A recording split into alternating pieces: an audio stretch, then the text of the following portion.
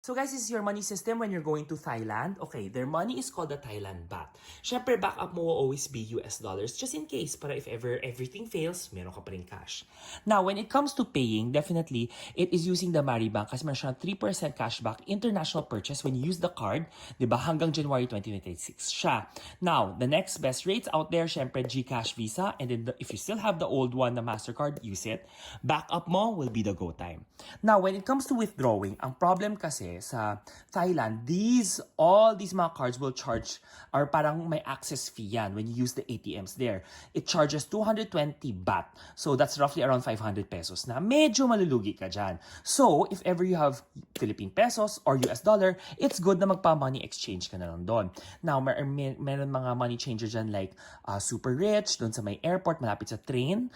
Or if ever sa city, maganda yung mga rates yan, just bring this, cash mo na lang, and then ipapalit mo na lang. If naka-Philippine peso na yung cash mo, wag mo na ipapalit to US dollar. If US dollar yan, wag mo na ipapalit to Philippine peso. Just bring what you have kasi they accept both currencies naman there. Now, when it comes to your credit cards naman, definitely use the low forex credit cards. I have a cheat sheet of all of the low forex credit cards. Ilalagay ko po siya dito.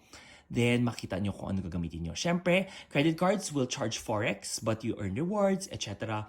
So, kabahala. Then, transportation, they call it the rabbit card. This is a rabbit card. So, hindi pa pwedeng mga cards kasi doon sa mga trains or transportation sila or very select lang pwede.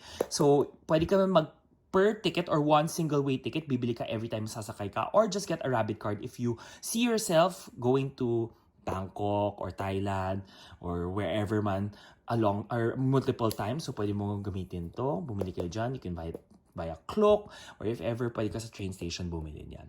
So, that's it. That is your money system when you're going to Thailand. And a lot of you have been asking about backup cards. Pwede nyo gamitin yung GoTime. GoTime charges 1% Forex. Maya card charges roughly around 2%, 2.75%. It depends on what card you have. So that's why, sinasabi ko, it's good as your backup cards lang.